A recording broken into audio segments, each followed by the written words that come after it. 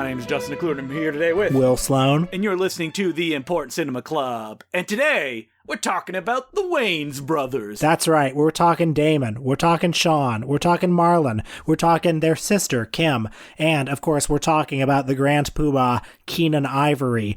And that's just the first generation. There are so many other Wayans out there. I mean, I pointed out to Will that there was a whole dramedy TV show called Second Generation Wayans that was not a reality TV show. It was a scripted, regular series about the offsprings of the Wayans brothers. I think Dance Flick stars Damon Wayans Jr., does it not? So Damon Wayans Jr. is very funny. He was one of the leads on New Girl, and he was also on the show Happy Endings. And I think he's very funny. Love seeing him on screen. The Wayans family, what can you say about them? They are responsible for In Living Color, which was considered such a groundbreaking show at the time, still very fondly remembered, and yet also the Wayans Brothers as a brand name. It is not a prestigious brand name. It has It has the same reputation in certain critical circles as like Rob Schneider. First of all, that's the first reason I wanted to bring this topic to the table, because of that cognitive dissonance, right? Like, they are responsible for, one of the iconic TV comedy shows, and they are the Wayans brothers. And I think it's important that for people that are either younger or older than us to know that when me and Will were teens, they were omnipresent as a brand of comedy. Yes, and in the 2000s, when they were probably at the height of their popularity in some ways, like they were making big budget, major studio comedies, every new Wayans Brothers movie was greeted as schlock. So did you go back and read any like Roger Ebert reviews where he's like, what is this trash? I didn't really, because I lived through it. I know what it was like. Another reason why I wanted to talk about them is they are hugely successful black filmmakers and entertainment moguls. Keenen Ivory, he directed one of the most financially successful comedies of all time, Scary Movie. Damon Wayans, given a lot of notable performances. And also, Marlon Wayans, right now, he is consistently writing and producing and starring in these kind of lowbrow B-movies like A Haunted House that are nevertheless quite successful. Like, he has an assembly line that he's running, and that's interesting. And they've come from nothing to do all of this, which I think is even more impressive as black performers, directors, actors, who people need to consider that they had to make all of these opportunities for themselves to get to where they are today. Yeah, and they created a brand. They created an ecosystem. And when we talk about black filmmakers, we often talk about figures like, Spike Lee or Barry Jenkins, the prestige figures, or whenever a black movie wins an Oscar, it's typically something like 12 Years a Slave or Precious, movies about black suffering. And here are guys who have created a whole entertainment ecosystem, and they get very little respect. So I wanted to delve into the films. And also I wanted to bring this topic to the table because I watched 50 Shades of Black not long ago and laughed a significant number of times. But if we go all the way to the beginning, I was reminded that Keenen Ivory Wayans got his start producing, writing, and acting with his good pal Robert Townsend in Hollywood Shuffle. And that was the film that kind of put the foot in the door of Hollywood just a little bit for him, even though it resulted in Robert Townsend getting more opportunities than Keenen Ivory did. Yeah, Keenen Ivory is, I guess, the impresario of the family. He and his siblings were born to a working class family in Harlem. They spent time in the projects. He went to Tuskegee University on a scholarship, and he eventually dropped out to become a comedian. And Robert Townsend, as you mentioned, was a crucial early contact. Hollywood Shuffle was a pretty seminal black film, a kind of rambunctious Hollywood satire. Made independently. The story goes around that, they just subscribed to a bunch of credit cards, and that's how they funded it and got it distributed, which is funny because you never hear that story, but you do hear Kevin Smith's tale all the time. Now, Robert Townsend obviously was kind of the breakout star of that, but it was the success of Hollywood Shuffle that gave Keenen Ivory Wayans the opportunity to make his own directorial debut and kind of ground zero of the Wayans brand, which is I'm Gonna Get You, Sucka. Now, I learned from watching a 3-hour interview with Keenen for the Television Picture Academy that this was an Eddie Murphy idea that he heard because he was very good friends with Eddie Murphy, and years later, he's like, I'm going to take this Eddie Murphy idea. And he called up Eddie. He's like, yeah, I'm not going to do anything with it. Go ahead. Go make your movie. Star in it, you charisma dynamo, you. You know, what can you say about Keenen Ivory as a screen presence? Yeah, he's okay. I think him and Shawn both share the straight man personas, that there's not really that much there that you get in a Damon or a Marlon. Keenen Ivory is to the Wayans family as like Harold Ramis is to SCTV. He's the idea man. He's the behind the scenes man. And occasionally, you know, he gets put in front of the camera and he's fine. But like, and I'm going to get you, SUCKA. I think that I'm not going to say he learned that he shouldn't star in movies, because he directed and starred in a bunch of films after that. But the strengths is not the mugging or the comedy that his brothers can do. Like, this film also sets the template of, you know, the style of comedy that they often go after is the Zaz style, which is just like supposed to be joke a minute, just silliness throughout. And I'm Gonna Get You, Sucker, which is like a blaxploitation riff about a town overrun by crime, that it's not drugs, it's everybody's wearing gold chains. And Keenen Ivory shows up. He's had a 10-year stint in the army, and now he's going to take back his city, even though he's actually a weakling, and he's going to need the help of other, more veteran black actors like Jim Brown to save the day. Jim Brown is in it. Isaac Hayes, also Bernie Casey from Hitman and Cleopatra Jones, as well as Antonio Fargas, who played Huggy Bear on Starsky and Hutch. And let's not forget, there's also a young Chris Rock, and a young Damon Wayans in one of the few major roles that he did in a Keenen Ivory Wayans joint. Damon Wayans is very good in this movie, by the way. This movie has a pretty great cast. A future In Living Color star David Alan Grier is in it briefly as a newscaster. John Vernon is a very good villain in the film. I think the best joke almost belongs to John Vernon, where one of the characters goes, "What, John Vernon? You're in this movie?" And then John Vernon lists, he's like, "Oh, well, you know, Shelley Winters was in Cleopatra Jones." Like, this is not too beneath me. Yeah, no, I agree that that is the best joke in the movie. And in my opinion, it was one of very few good jokes in the movie. Of the 5 movies that we're going to talk about today, this was the one that I had the highest hopes for, because, like, it's a blaxploitation spoof. And it's like a Zucker Brothers style spoof. I wasn't bored. There were some jokes that made me laugh, like when Keenen Ivory takes a splinter out of his finger, like it's in Rambo 3 in the middle of a gunfight. But yeah, the pacing is definitely off. There's a real dry spell in the middle of this movie.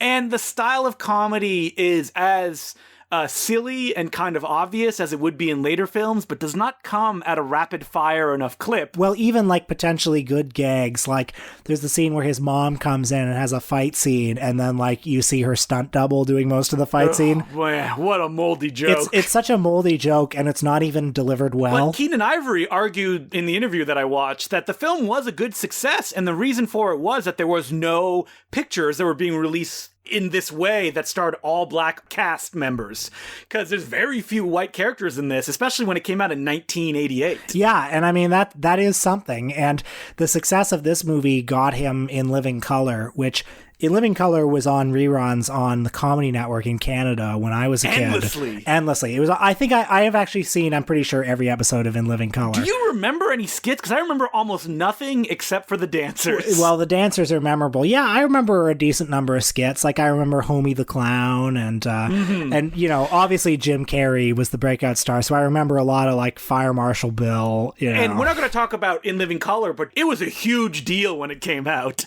Like there was Saturday Night Live and In Living Color. One of them was cool and one of them was not. Yeah, and In Living Color, it was very rare to have a predominantly black TV show. Jim Carrey was often called like the token white guy on the show. And it had Damon Wayans in the main cast, and Damon Wayans was fired from SNL after only like 9-ish episodes, I think. And he thrived on In Living Color because, I mean, aside from Eddie Murphy, there were almost no black cast members who really made an impact on SNL. Like the prototypical black cast member on SNL is like Garrett Morris, you know, somebody who was like, somebody who was like totally sidelined because the writers were all white. You know, Chris Rock was an SNL cast member. He said that, you know, SNL was great because it turned him into something, but when you're black on the show, you don't share a common language with the writers, or you didn't at the time. So if it was him and Rob Schneider shares a common language. He has common experiences with the writers that Chris Rock didn't have growing up. And Damon Wayans was famously fired because he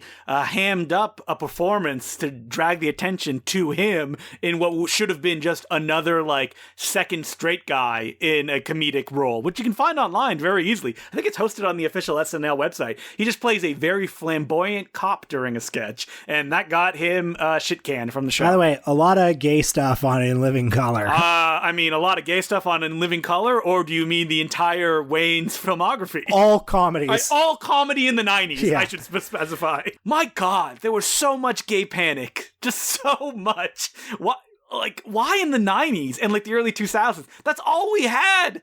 That's all we did when we were kids. It's insane. I mean, the only explanation is that like gay people were becoming more and more accepted in society. And so there was this anxiety, this backlash. I mean, the fact that like Mrs. Doubtfire and Ace Ventura: Pet Detective came out within 2 months of each other. You know, the defining like transphobic comedies of all time came out in such close proximity. God, something was in the water. We are not going to talk too much about Damon Wayans, who I think is the superior Wayans brother.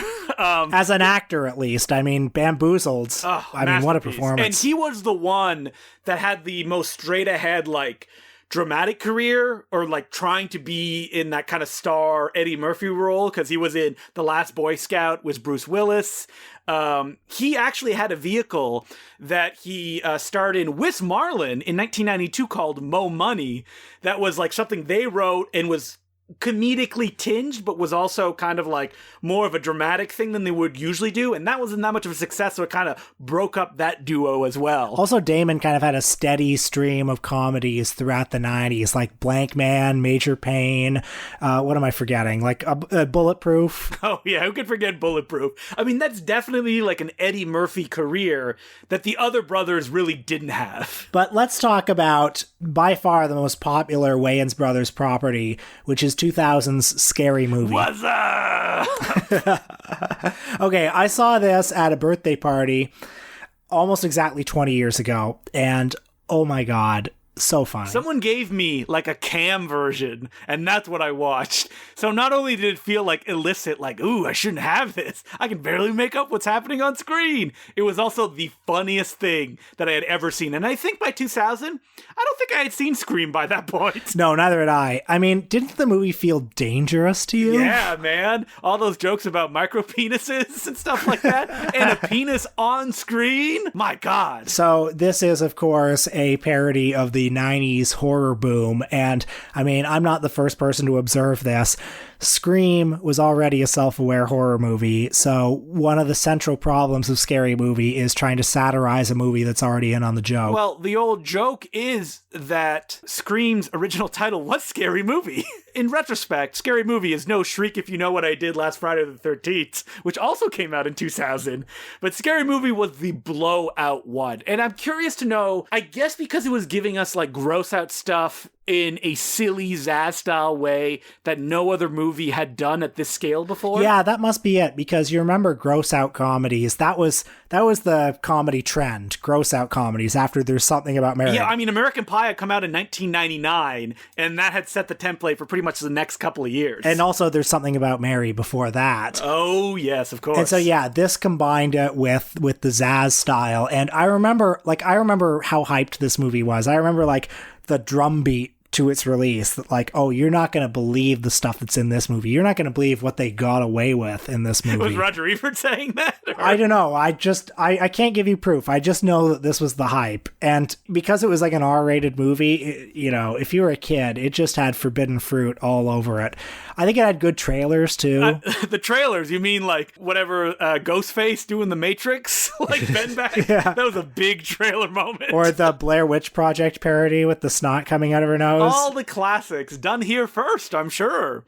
And, you know, you're right. The R-rated thing was definitely a big deal, even though that the Zaz-style R-rated thing wasn't new, because Zaz did it when they did Kentucky Fried Movie. The question that I think I kept asking myself more than any other question while watching these movies is, how many laughs is enough? How many laughs is enough to justify, like, this is a movie worth seeing? And Scary Movie has a couple of laughs in it that I have held close for the last 20 years. 20 years. I mean, watching it again, I did laugh right within the first 30 seconds when they do the classic, like, Ghostface calling on the telephone, and then she farts, and he's like, what was that? She's like, oh, I farted. I hope you wouldn't hear. I'm like, that was pretty funny. Fart but joke. I mean, okay, I know it's gay panic, but the glory hole scene. Well, I think that's because it's also taking it so far. Most gay panic jokes wouldn't show you cock and balls, and the Wayans brothers do all the time. If they can whip out some prosthetic testicles, they're all for it. There is no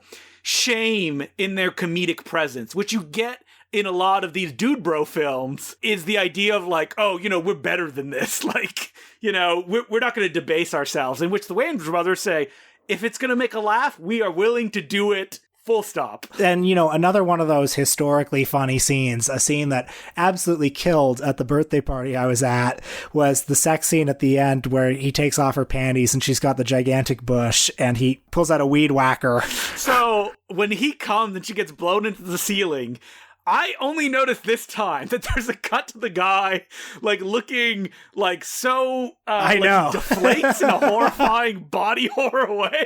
I actually had to go back. That is really funny, okay? I was like, that is very funny. Anytime, I did that was up joke, that scene made me laugh when I saw it in the movie, and, like, the mask changed, like, a tongue sticking out. I mean, there are so many other gags in the movie, like, during the fight at the end where she starts river dancing for some reason that don't really hold up, frankly. No.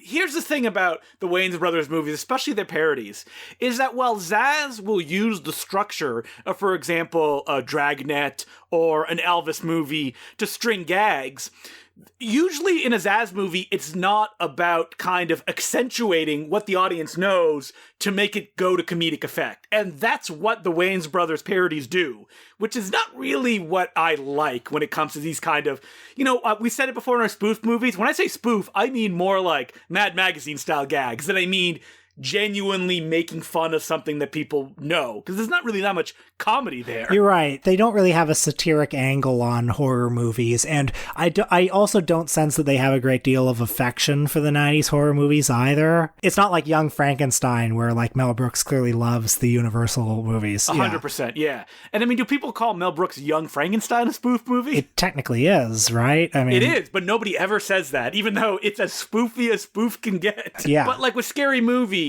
you get these beats that is just assuming you've seen this stuff before, and look how ridiculous it is, because we're taking it to the next level. That's where the joke is. In the moment, I can see how funny that is, because it's so transgressive, but watching it now as an adult, it's the dumber, most base stuff that makes me laugh, more than references to Other Things. Yeah, I completely agree. And, it's arguable that the reference to Other Things is 100% from the screenwriters who worked on this, Jason Freeberg and Aaron Seltzer, who would go on to do that awful thing as a career. I don't think they really contributed to the script, actually. I think they were just there as a contractual obligation. Did they say that in an interview I think I did see that, although I don't know, maybe I shouldn't say that. I don't want to slander Friedberg and Seltzer, take away their one achievement.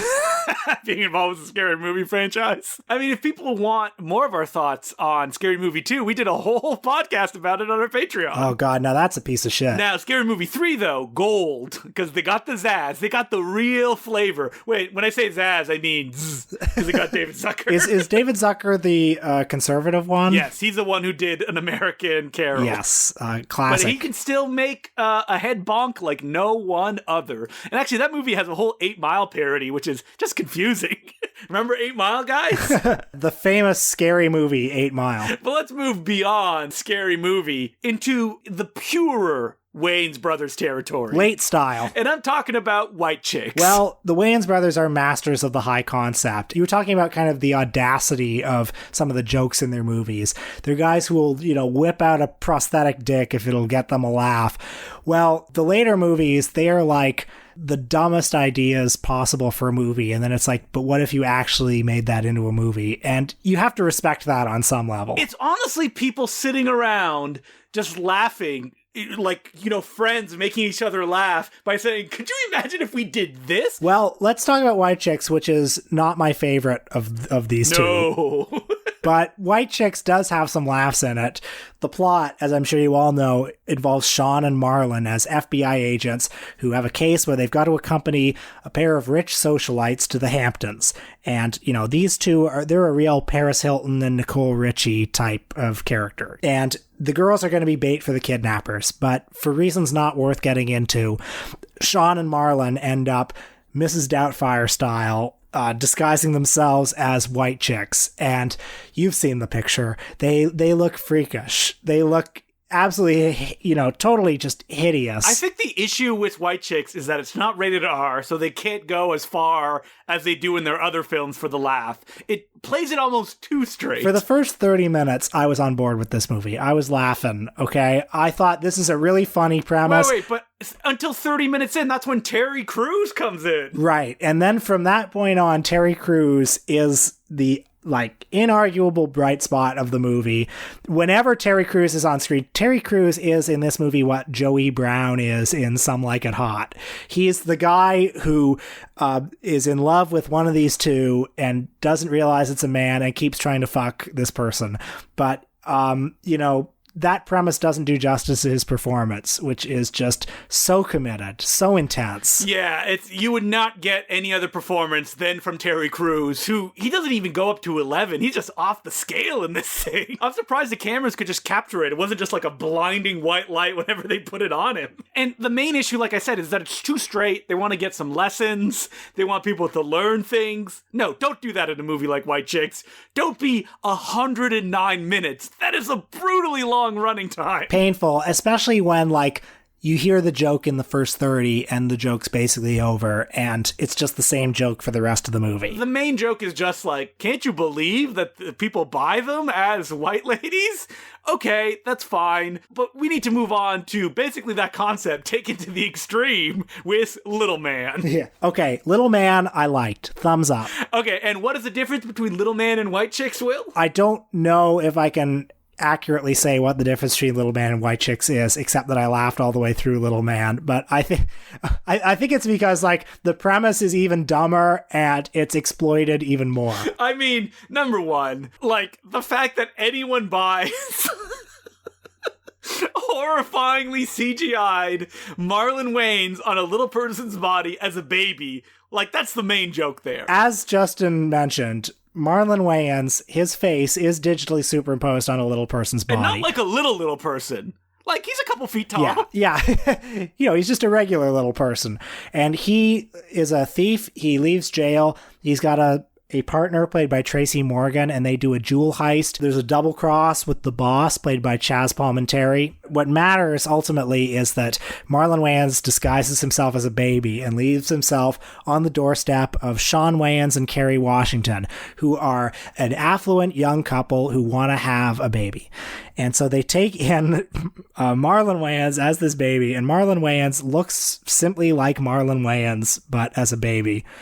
He's got a fully adult face. A fully adult dick, too. Oh my god, I laughed so hard. Which in any other movie, though, if this had been rated R, that dick would flop right out, and you'd see it on camera. Yeah. They're not afraid to show that. You should see it. There are scenes where it's Marlon Wayans' face digitally superimposed on a person, and then there are other scenes where it's just Marlon Wayans dressed as a baby. Yeah, over someone's shoulder and stuff like that. And he's got Marlon Wayans' torso, he's got pecs. And Marlon Wayans is committing to this performance. He is scared that he will be lost in the CGI, so he's going all out. I don't think I've ever seen mugging like this. It's so intense. And every scene is the basest, stupidest comedy where there's a woman who has giant tits and she's like, oh, do you want to sit on my lap? And then it's an extreme close-up of Marlon Wayans' face. And he's just licking his lips. His eyes are bugging out. And what can I say? I'm laughing. I mean, when the dog pisses Marlon Wayans' baby face. It keeps getting funnier for me as it goes along because there are scenes where he's on the schoolyard and he's talking to the other little kids. The reality of the film gets punctured very quickly where he begins as a baby in diapers and by the end of the film he's playing football. And you're like, wait a minute. What am I supposed to believe here? Okay, and in White Chicks, there are lessons learned, and there's a story and everything, and it's semi-committed to it. At the end of this movie, I don't know if this is incompetent filmmaking or if it's actually intentional. When the little baby Marlon Wayans, his identity is revealed to Shawn Wayans, and the two of them have a moment where they're like, maybe we really do love each other in some way. Maybe you are a good dad. Maybe you are a good son. It's so fake and so unconvincing that I found that really funny too. I was confused by the ending, which it seemed like there's another CGR Marlon Wayans that implies that he had sex with Kerry Washington, I guess. Oh shit. Yeah. So there are some rape jokes in this movie. Some rape. There are a lot of them. Yeah, I should warn the viewer. But there's also John Witherspoon chewing up the storm as old grandpa who sings the babies out to get him. I don't know. Extremely funny movie. The Wayans brothers. I watched this movie. It's like, you guys are gods. I mean, because that's what leads us to 50 Shades of Black. And this is part of the Marlon Wayans new wave that's been happening over the last 10 years. I don't quite know what the status of the Wayans brothers as an institution is. It seems like Keenen Ivory isn't really directing movies anymore. I don't know what he's up to right now. And it seems that Marlon has kind of broken out on his own. He makes a lot of stuff for Netflix. A Haunted House was the one that played theatrically and did pretty well. And he still appears in dramatic stuff as well, right? Because he was in On the Rocks. The Sofia Coppola joint. Yeah, and he's good in it too, but he's not as good in it as he is in Little Man. I mean, if it was a CGI baby Marlon Wayans, you would probably enjoy it more, right? I mean, 50 Shades of Black, I laughed, but it was also like, I haven't seen 50 Shades of Grey, so I assume these are all scenes they're making fun of from the movie. Yeah, we really don't need to get into the plot of this one. I mean... But there is a scene where Marlon Wayans goes, I've had blue balls all night, and then he pulls out 2 gigantic testicles. Yeah, and that's the thing. Again, it comes back to that question, how many laughs is enough? And I watched 50 Shades of Black with the lowest of low expectations. For the first hour, I was laughing pretty regularly. I gotta say, if you're watching it on Tubi, sometimes that's all you need. So is the kind of summation that we're making at the end here is that the Wayans brothers do have value, even though that many people would lead you to believe that they don't. That they give only the lowest common denominator and should be ignored for attempting to do that. Well, I do wish they were a little bit better. Mm-hmm. I do wish that a movie like Scary Movie or a movie like White Chicks had a little more bite. But nevertheless, collectively, they have contributed many world historically funny moments to film and television. And can I say too, like, who has generated more laughs overall, Mel Brooks or the Wayans brothers? Interesting question. Yeah, that we're not going to answer. Interesting here. Question, huh? Probably the Wayans brothers. Let's be honest. I think so. I mean, the Wayans brothers may have never made a movie as good as Blazing Saddles, but what can I say? As per usual, you can send us letters at importantcinemaclubpodcast@gmail.com. And our first letter is from Conrad Falco. And he goes, Hey, Justin and Will. My wife has started a movie club with some of our friends, and I am a little bit nervous about suggesting older movies, wondering if I'm going to turn people off, especially since the club is focused on women and LGBTQ stories. But at the same time, I feel like we can't have truly fruitful conversations if we only watch movies made in the last 10 years. My question is this. How do you convince people to try watching an older movie? And what do you think is the value of watching older movies in general? Keep up the great work, Conrado. Well, we try to do it every week on a podcast called The Important Cinema Club, where we try to make the classics come alive.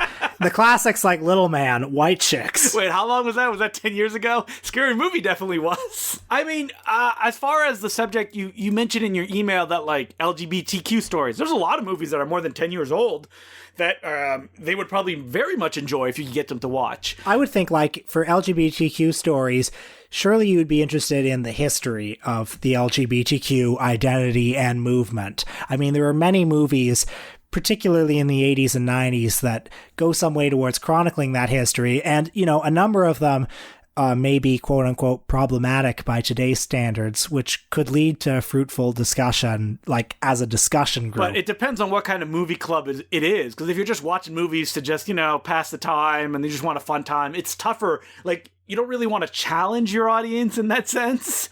So it all really depends on the people and how you know what they like. Because if they don't want to watch anything older than 10 years, it sounds like they probably just want, just a fun, non-challenging evening at the movies that everybody's watching probably from their own homes because you're quarantined because a global pandemic is going on, which, you don't really want to hold it against them for that. That's fine, but like if you're doing an LGBTQ themed movie club, the way to sell it, I think, would be like, not only are some of these movies entertaining, but they are historic documents. And if you're doing a movie club like that, you probably want to learn something, right? So this is a way to learn. I would always say that if you want to get people to watch older movies or sell it to them, try to give it as much context as possible. Not to be like show offy or be like, I know this stuff about the movie, but just like why you think they should watch it, or maybe you haven't watched it, why you want to check it out as well. It would probably help if you haven't seen the movie, because then everybody's discovering the film together, as opposed to like, this is great, this is why you should watch it. It's like a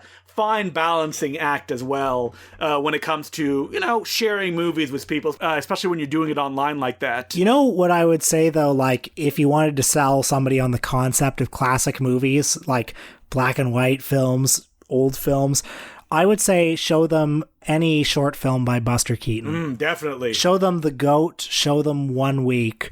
It's 20 minutes long, it's all killer, no filler, and they are stunningly modern. If it's somebody who thinks they don't like old movies, I don't know how they could not like that. And if they're like, well, all the movies are going to be like that, right? You're like, oh, yeah. That's a problem.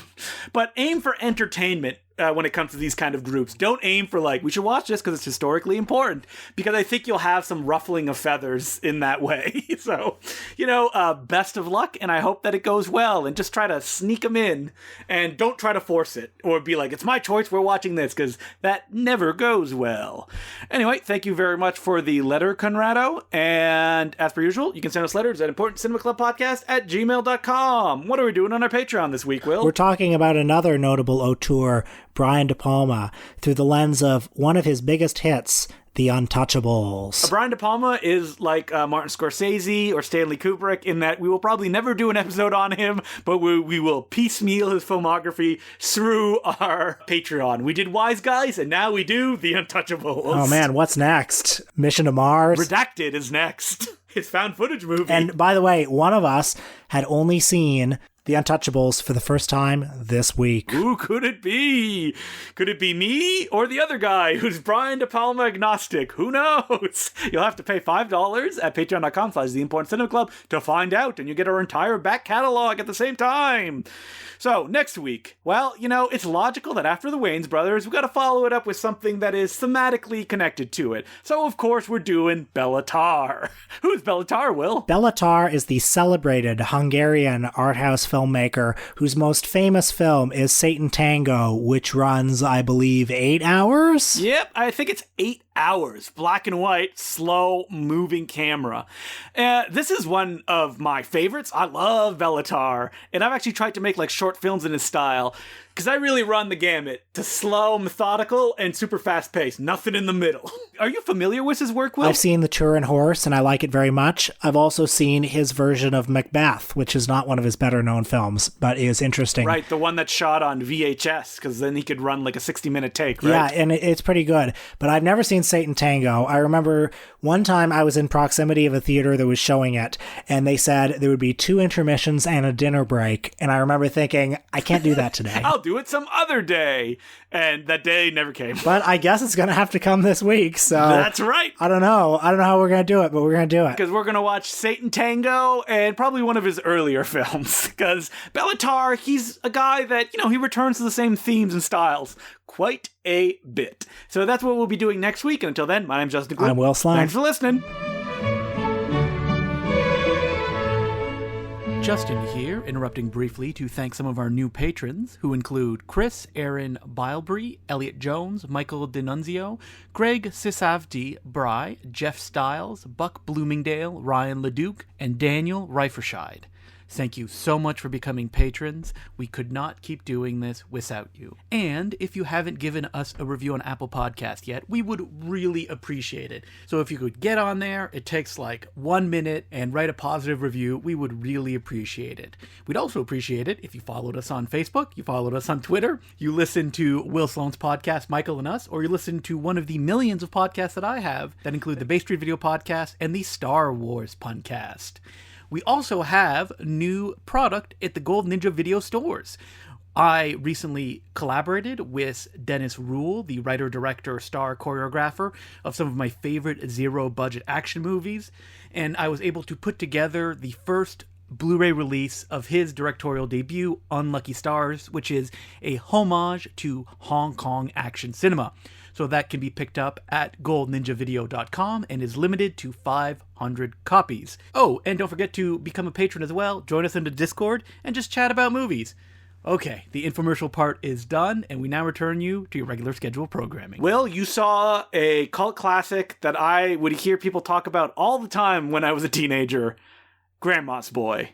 Did you enjoy it? No, I didn't. But it's interesting that you mentioned cult classic because I remember when Grandma's Boy came out, when it played theatrically. It played very briefly theatrically. I remember seeing the ads and the trailers and just thinking, yeah, what's this? Like, who's this guy starring in this movie? No thanks. And I think the world agreed with me at that time. Like, we all saw Alan Covert and thought, who's that guy? Isn't he in some Adam Sandler movies? Yeah, I didn't even make it that far. I didn't even recognize him from those movies. People, they're big fans of Grandma's Boy. I've heard this from multiple people throughout the years. Well, I mean, it was such a huge flop theatrically, but it really did become a huge hit on video, and I think it's probably a movie that's better appreciated at home in a haze of pot smoke. Yeah. Other than Alan Covert, didn't you laugh at the hilarious escapades of Shirley Jones and Nick Swartzen? Well, the movie had a pretty stacked cast, I gotta say. Doris Roberts is also in it. David Spade appears briefly. Rob Schneider. So Alan Covert, who I think is Adam Sandler's best friend in Judd real Apatow life. just sat up in his bed being like, I thought I was Adam Sandler's best friend. So yeah, the plot of the movie is, for reasons not worth getting into, he has to move into his grandma's house, and his grandma's two friends are there, including one who's very horny old lady. And he works at a video game design company where he's working on a new game. And, a young Jonah Hill is there. And there are some parties at the grandma's house where people smoke weed. I think my ultimate problem with the film is I didn't like Alan Covert. I found him really unappealing. I kind of love the extended Adam Sandler universe. The fact that it just exists. The fact that Sandler's pals like Nick Swartzen got the star in movies like, was it Dickie Larson? Bucky Larson, Born to be a Star. You're thinking of Dickie Roberts, former child star with David Spade. Oh my God, I can't keep... Another kind of Adam Sandler friend. Because at this point in time, David Spade, he was an SNL alumni, but he is defined as friend of Adam Sandler.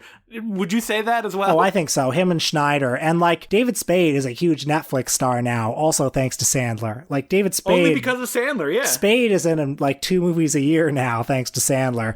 And I just feel bad for all the SNL alumni who didn't get in Sandler's good graces like this.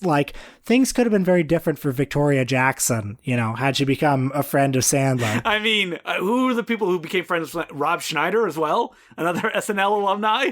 Even though he was on the outs for a while, but he's back. He's back, And baby. even when you look at kind of the B-list, Kevin Nealon is in just a ton of movies, thanks to Adam Sandler. Norm Macdonald shows up in movie after movie, thanks to Adam Sandler. Tim Meadows is in a ton of movies. This is the extended Sandler universe, and they all stay busy, and I think this is one of Adam Sandler's most appealing qualities, the fact that he's loyal to his friends. 100%. I mean, I love that there is a movie that exists only to have all the rejects in one film, The Benchwarmers, 2006's film, that stars Rob Schneider, David Spade, and John Heder. A movie for no one. Now, I think I like Rob Schneider more than I like Alan Covert. Do you think you would find it odd that you can say with some affection that you like seeing Rob Schneider show up on screen at this late age in your life? This did occur to me, and in fact, it occurred to me for the first time when I was watching Hubie Halloween, where he plays that character who's got a mask on for the first half of the movie, then he takes the mask off. Grand reveal. It's Rob Schneider. The crowd goes wild. I know. I saw that and I was like, oh, there he is. And why do you think that is? Well, when I see somebody like Chris Kattan show up on screen, I'm like, oh, no, make it go away. First of all, Rob Schneider is a more appealing screen presence than Chris Kattan.